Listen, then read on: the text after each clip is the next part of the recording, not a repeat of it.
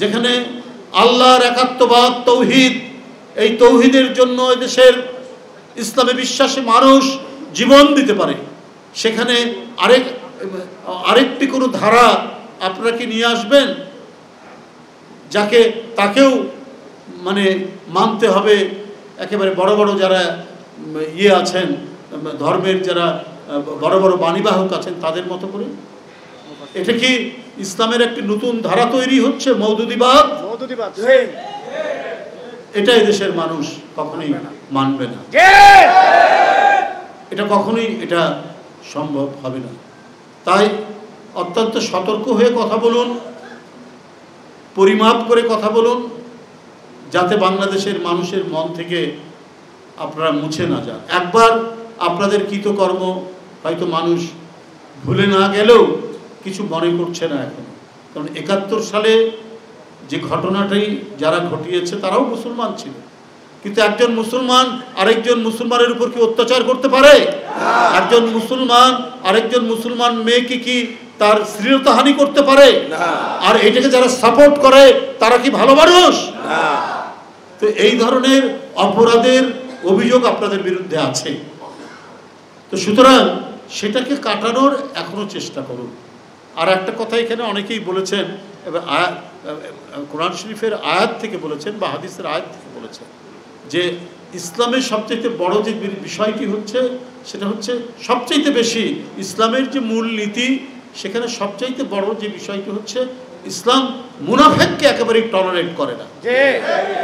কাফেরকে সম্ভাবনা থাকে তাকে ইসলামী শিক্ষা দেওয়ার পর সে পরিবর্তন হতেও পারে, কিন্তু মুনাফেক ওতে ইসলামের নাম নিয়েই ইসলামের ক্ষতি করবে, কারণ মুনাফেক হচ্ছে অত্যন্ত ডেঞ্জারাস। যাক, আমি কাউকে উদ্দেশ্য করে বলছি না, তবে এদের সম্পর্কে সবাইকে সচেতন থাকতে হবে, বুঝতে হবে। ধর্ম প্রত্যেক মানুষের অন্তরের ব্যাপার, শ্রদ্ধার ব্যাপার, মূল্যবোধের ব্যাপার। আমি ভালো, আমাকে ভোট দিলে পরে বেহেশতে যাওয়া সহজ হবে, এইটা কিন্তু এক ধরনের আমি বলবো প্রতারণা। কারণ এখানে যাদেরকে বলছেন তারাও মুসলিম সংখ্যাগরিষ্ঠ এই দেশ। সুতরাং আপনারা সাধারণ মানুষ যা চাচ্ছে, এই যে আজকেও তো অনেক পত্রিকায় দেখলাম পিআর নিয়ে, সেখানে সাধারণ মানুষ প্রায় 50% উপরে মানুষ তারা পিআর সম্পর্কে কিছু জানে না। অনেক পত্রিকা আছে, দেখুন অনেক পত্রিকায় আছে। তো আপনারা জোর করে যে জিনিসটা সম্পর্কে মানুষের কোনো জ্ঞান নাই, মানুষের কোনো অভিজ্ঞতা নাই, তাকে আপনারা চাপিয়ে দিতে চাচ্ছেন শুধুমাত্র নিজেদের মানে ক্ষোভের জোরে, বা মানে কেউ মানতে চায় না কিন্তু মানতেই হবে। এটা তো গণতন্ত্র না। আপনারা তো গণতন্ত্রের কথাও বলেন, কিন্তু আপনাদের আমি যে কয়েকটি লিটারেচার বই পড়েছি ওখানে গণতন্ত্রের কোনো বালাই নেই। তো সেইটা আপনারা কেন এটা জোর করে করতে চাচ্ছেন? আবার জুলাই সনদ এর জন্য যে গণভোট, এই গণভোট আপনারা আবার নভেম্বরে চাচ্ছেন। অধিকাংশ দল কিন্তু একমত হয়েছে যে যেদিন পার্লামেন্ট নির্বাচন সেদিনই গণভোট হবে। তাহলে আপনার কি হবে? সময় বেশি লাগছে না, একই খরচে হয়ে যাবে।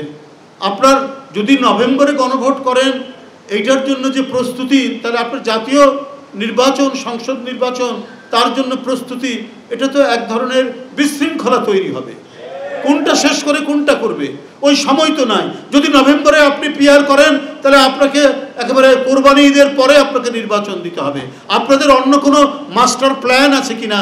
যারা নভেম্বরে গণভোটের কথা বলছেন, এটা অনেক আলাপ আলোচনা, অনেক যুক্তিতর্ক, অনেক বাদানুবাদ, অনেক আর্গুমেন্টের পরে জুলাই সনদের জায়গায় সবাই একটা ঐক্যমতে আসার করেছেন, একটা প্রচেষ্টা চালিয়েছে, ঐক্যমতে আসছেন।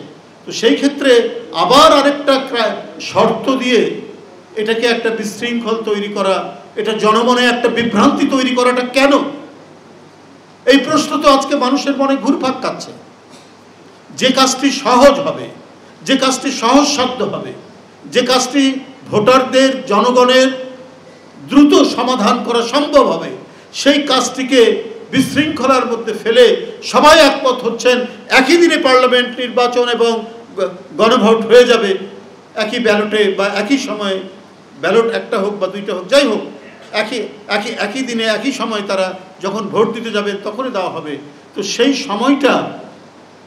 সময় বাঁচিয়ে এই কাজটা হচ্ছে, তা না করে আপনি নভেম্বরে আপনার একটা জাতীয় যে কোনো নির্বাচন গণভোট করলেও তো তার একটা প্রস্তুতি আছে। আপনি এটা অক্টোবর, আগামী মাস নভেম্বর, তো আপনি আগামী মাস নভেম্বরে একটা গণভোট তৈরি করতে গেলে এর যে আয়োজন, এর যে প্রস্তুতি, এটা মানে সারা দেশের মানুষকে সম্পর্কে সচেতন করা, ওটা তো এক মাসে সম্ভব নয়। কিন্তু আপনারা জবরদস্তি করে বলছেন এটা আগাম দিতে হবে কেন? মানুষ তো এই প্রশ্ন আপনাদেরকে করছে কেন? যে কাজটা সহজে করা সম্ভব সেই কাজটাকে আপনারা টেনে হিচড়ে বিলম্বিত করানোর চেষ্টা করছেন। অর্থাৎ মনে হচ্ছে যে আপনারা যে জাতীয় নির্বাচন, জাতীয় সংসদ নির্বাচন, সেই নির্বাচনটাকেই আপনারা প্রলম্বিত করতে চাচ্ছেন বা কোনোভাবে এটাকে এলোমেলো করতে চাচ্ছেন। এইটা আমার মনে হয় ওই রাজনৈতিক দল সহ কিছু রাজনৈতিক দল তারা বোধহয় কোনোভাবেই নির্বাচন চাচ্ছেন না। কারণ এদের অতীত ইতিহাসে নির্বাচন গণতন্ত্রের প্রশ্নে এদের কোনো কমিটমেন্টই নাই, এটা প্রমাণিত। এটা একটি রাজনৈতিক দল বলেই যে আমরা শুধু বলছি, বলার কথা ওই জন্য বলছি তা না। এর প্রমাণ 86 সালে দেখেছেন না? সবাই বলল এরশাদের অধীনে নির্বাচনে যাব না, শেখ হাসিনা চলে গেলেন, তারপরেও সেই ইসলামী দলটি চলে গেলেন, বেগম জিয়া যাননি। যে কথা দিয়েছেন সেই কথা রেখেছেন। আবার সবসময় দেখেছি যে তারা যে পরাজিত যে শক্তি, ওই পরাজিত শক্তির সাথে তাদের কোথায় যেন একটা ঐক্য আছে। এমনি আপাত দৃষ্টিতে খুবই গর্বী, প্রতিনিয়ত জঙ্গি টঙ্গি বলতো তাদেরকে, কিন্তু আলটিমেটলি গিয়ে তারা একসাথে। আপনার 86তেও একসাথে তারা নির্বাচনে গেল, আবার 95 সালেও তত্ত্বাবধায়ক সরকারের জন্য তারা একসাথে আন্দোলন করে, একেবারে জ্বালাও পোড়াও আন্দোলন করে, পুলিশ হত্যা করে তারা কাজ করে, প্রত্যেকটা সময় আমরা দেখেছি। আবার আপনি দেখেন 2008-এ যে নির্বাচন, 8 নির্বাচনে দেশনেত্রী বেগম খালেদা জিয়া নেতৃত্বাধীন বিএনপি যেতে চায়নি, যেহেতু তারা তখন জোটে ছিল, তারা চাপ দিল যে না হলে আমরা চলে যাব, বাধ্য হয়ে যেতে হয়েছিল, কারণ শেখ হাসিনা ওই নির্বাচন করবে। এবং মুজাহিদি সাহেব তিনি একবারেই অনেকটা ধমকের সুরে বললেন যে এটা যদি বিএনপি যদি না যায় আমরা যাব। কি পরিণতি হলো? পরিণতি হলো তাদের 5-6 জন নেতার গলা চলে গেল। কিন্তু তারপরেও তারা কেন জানি হাসিনার প্রতি, আওয়ামী লীগের প্রতি তাদের লেজ ধরে চলতে তারা খুব ভালোবাসে। আমরা তার কিছু নমুনা আমরা ডাকসু নির্বাচনে দেখেছি, এবং এখনো আমার মনে হয় যে তারা আওয়ামী লীগের ভোটটা নেওয়ার জন্য নানা ধরনের কায়দা কানুন, কৌশল প্রকৌশল তারা চালিয়ে যাচ্ছেন বলে আমার কাছে মনে হয়েছে। এই জন্য নানা জায়গায় নানা দিকে দৌড়ঝাঁপ দিচ্ছেন, এবং এই দৌড়ঝাঁপ সম্পর্কে এদেশের জনগণ সবাই ওয়াকিবহাল আছেন।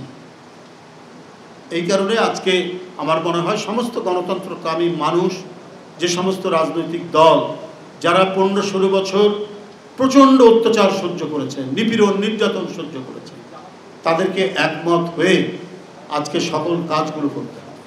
শেখ হাসিনার ভুলগুলোর পুনরাবৃত্তি যেন না হয়।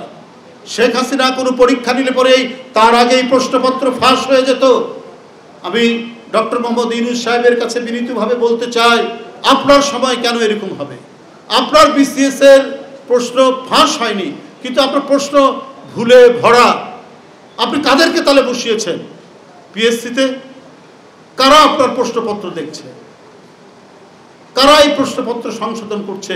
যে শিক্ষার্থীর কাছে ওরা যখন পরীক্ষাতে বসবে তখন ভুলে ভরা প্রশ্নপত্র দিয়ে কে উত্তর লিখবে? তাহলে এরা কে দায়িত্ব নিয়ে এটা চালাচ্ছে? কেন এই পরিস্থিতি তৈরি হবে? এইটা আজকে এই বিষয়গুলো এই তত্ত্বাবধায়ক সরকারের দেখা উচিত। বন্ধুরা আমার, আজকে আইন শৃঙ্খলা পরিস্থিতি সেটাও খুব সুখকর নয়। একদিকে রাস্তাঘাটের বেহাল অবস্থা, প্রচণ্ড যানবাহন দুর্ঘটনা ঘটছে, নতুন আইন অথবা জনগণকে স্বস্তি দেওয়ার জন্য যে কিছু একটা করা, এইটার কিন্তু আমরা খুব একটা মানে পদক্ষেপে আমরা দেখতে পাচ্ছি না। সুতরাং সব কিছু মিলিয়েই একের পর এক বিশ্ববিদ্যালয়ে নির্বাচন করছেন। নির্বাচনের বিষয়ে আমরা ডাকসুর ব্যাপারেও বলেছি, জাকসুর ব্যাপারেও বলেছি। আমাদের কাছে যেটা অনিয়ম মনে হয়েছে, যেটা বেআইনি মনে হয়েছে, সেটাও আমরা সবসময় বলছি যে এইখানে আগে থেকেই যে প্রশাসনকে বসানো হয়েছে, সেই প্রশাসন সম্পূর্ণরূপে একটি বিশেষ রাজনৈতিক দলের, এটা মিথ্যা নয়। এবং তারা এমনভাবে নীতিমালা তৈরি করেছে যে নীতিমালাতে তাদের কর্তৃত্বের উপর কেউ কোনো কথা বলতে পারবে না, এবং তারা যেভাবে বলবেন সেইভাবে। অথচ একের পর এক অনিয়ম, একের পর এক তারা এমন কাজগুলো করেছেন যে কাজগুলো অত্যন্ত দৃষ্টিকটু।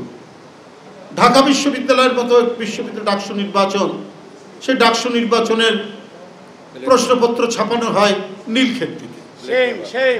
নীলক্ষেত থেকে আমরা বই আগে ফটোস্টেট করতাম, কোনো দামি বই, সেই দামি বই কেনার সামর্থ্য ছাত্রদের না থাকলে ওরা ওখান থেকে ফটোস্টেট করে নিত। আর বিশ্ববিদ্যালয়ের সামনে এইখানে ব্যালট পেপার কিভাবে ছাপানো হয়, এই বিষয়গুলো আমরা আগে বলেছি। রাকসু নির্বাচন আগামীকাল রাকসু নির্বাচন, সেইখানে আচরণবিধি নিয়ম ভেঙে শিবিরের নেতারা সব ছেলে মেয়েদেরকে খাবার দিচ্ছে। এটা কি মানে ইউনিভার্সিটির নির্বাচন কি কোনো ওরস মোবারক নাকি, ওরস শরীফ, যে তারা খাবার দেবে এবং আশেপাশে মেসগুলোতে তারা কি বলে ছাগল জবাই করছে? আমিও তো ওই ইউনিভার্সিটিতে আমি ভিপি ছিলাম, আমাদের সময় তো এগুলো দেখিনি। বিশ্ববিদ্যালয় হচ্ছে জ্ঞান চর্চার জায়গা, শিক্ষক ছাত্রদের সম্মিলিত পড়াশুনোর জায়গা।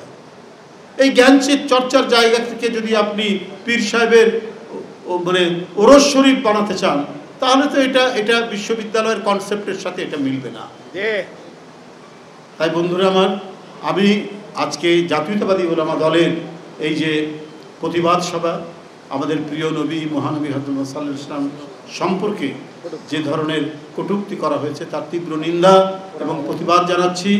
এবং জাতীয়তাবাদী উলামা দল সবসময় এদেশের মানুষের যে জন্মগতভাবেই তাদের যে ইসলামী কৃষ্টি, কালচার, আকিদা, এগুলো চর্চার মাধ্যমে তারা সঠিক ইসলামের বার্তা এবং শিক্ষাটা মানুষকে পৌঁছাবে, এই আশাবাদ ব্যক্ত করে আমার বক্তব্য শেষ করলাম। ধন্যবাদ সবাই।